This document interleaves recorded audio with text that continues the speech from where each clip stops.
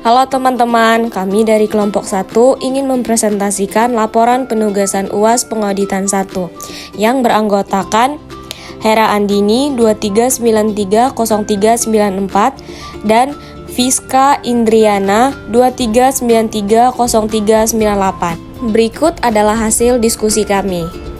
Dengan latar belakang audit atas laporan keuangan PT Makmur Sejahtera untuk tahun yang berakhir 31 Desember 2024 sedang berlangsung hingga 20 Februari 2025. Selama periode tersebut, antara tanggal neraca dan tanggal otorisasi, terjadi sejumlah peristiwa yang bisa mempengaruhi laporan keuangan dan membutuhkan pertimbangan audit sesuai PSA 560. Peristiwa setelah tanggal neraca. Kasus 1.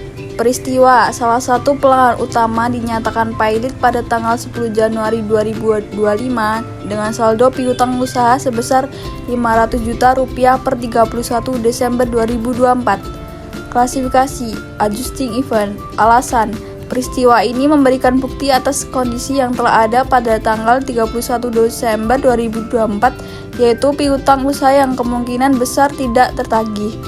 Asumsi kasus 1, perusahaan tidak memiliki jaminan atas piutang, telah dipastikan tidak akan tertagih. Jurnal penyesuaian, beban kerugian piutang 500 juta, pengisian piutang tak tertagih 500 juta. Kasus yang kedua, peristiwa kebakaran terjadi di gudang pada tanggal 15 Januari 2025 yang mengakibatkan kerusakan persediaan senilai 800 juta. Klasifikasi non-adjusting event. Alasan, kebakaran terjadi setelah tanggal neraca dan bukan merupakan kondisi yang ada pada 31 Desember 2024. Namun, jika material perlu diungkapkan. Kasus 3. Peristiwa, perusahaan menandatangani kontrak ekspor senilai 2 miliar pada 5 Februari 2025. Semua informasi tersebut telah kami sampaikan kepada auditor. Klasifikasi non-adjusting event. Alasan, kontrak terjadi setelah tanggal neraca dan tidak terkait dengan kondisi pada 31 Desember 2024. Tidak perlu penyesuaian, tetapi bisa diungkapkan jika signifikan. Prosedur audit. Yang pertama, peristiwa. Pelanggan dinyatakan pailit, adjusting event. Prosedur. Auditor memeriksa dokumen pernyataan pailit dari pengadilan, mengonfirmasi saldo piutang dengan pelanggan, jika memungkinkan, dan meninjau historis pembayaran serta umur hutang. Jika tidak tertagih, auditor memastikan perusahaan mencatat penyisihan kerugian piutang sebesar 500 juta pada laporan keuangan 2024. Prosedur audit yang kedua, peristiwa kebakaran gudang non-adjusting event. Prosedur, auditor meninjau laporan kebakaran dari pihak berwenang, menilai nilai kerugian sebesar Rp800 juta dengan mengecek pertanggungan asuransi. Jika kerugian dianggap material, auditor memastikan perusahaan mengungkapkan kejadian ini dalam catatan atas laporan keuangan. Prosedur audit yang ketiga, peristiwa kontrak ekspor baru non-adjusting event. Prosedur, auditor memeriksa dokumen kontrak ekspor sebesar 2 miliar, mendiskusikan dampaknya dengan manajemen, dan menilai apakah perlu diungkapkan, jika signifikan, terhadap kelangsungan usaha atau strategi jangka panjang. Auditor memastikan pengungkapan dilakukan secara wajar.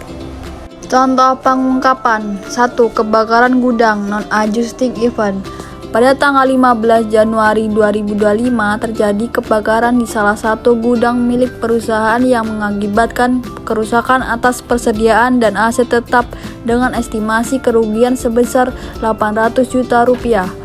Kejadian ini terjadi setelah tanggal laporan posisi keuangan 31 Desember 2024 dan oleh karena itu tidak memerlukan penyesuaian terhadap angka-angka dalam laporan keuangan.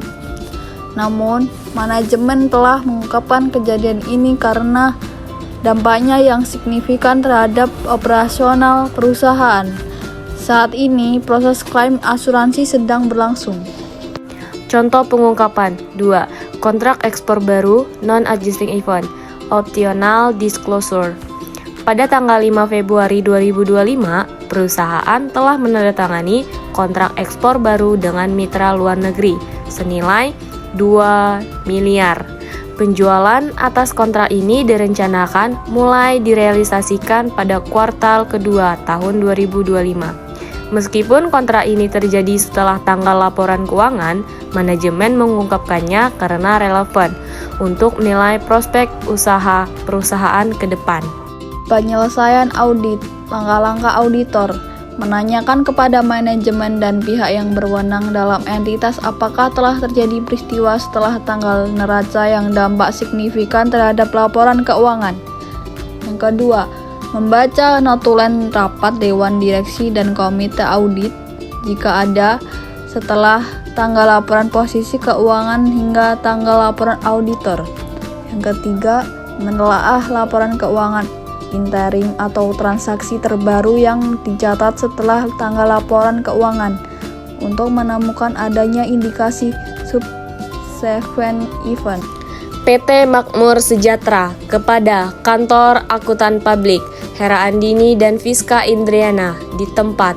Dengan ini kami, manajemen PT Makmur Sejahtera memberikan pernyataan dan representasi sehubungan dengan audit laporan keuangan perusahaan untuk tahun yang telah berakhir pada 31 Desember 2024. Yang pertama, salah satu pelanggan utama dinyatakan pilot pada 10 Januari 2025 dengan saldo piutang sebesar 500 juta. Perusahaan telah membentuk penyisihan atas piutang tersebut.